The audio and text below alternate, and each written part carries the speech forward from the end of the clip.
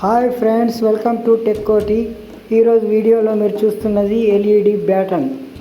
ఇందులో ప్రాబ్లం వచ్చేసి blinking problem. ఇలా బ్లింక్ అవుతూ ఉంటుంది. ఈ ప్రాబ్లం ఎలా రెక్టిఫై చేయాలో నేనైతే మీకు ఈ వీడియోలో చూపిస్తాను, చూడండి. ముందుగా ఈ సైడ్ నుంచి మనం ఓపెన్ చేసుకోవాలి.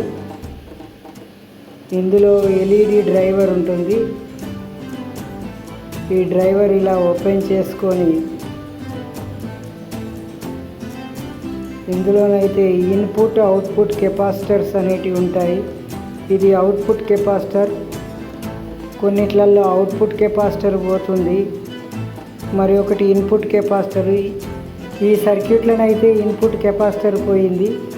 దాన్ని నేను చేంజ్ చేస్తున్నాను, చూడండి. చేంజ్ చేసిన తర్వాత ప్రాబ్లం అనేది రెక్టిఫై అయింది.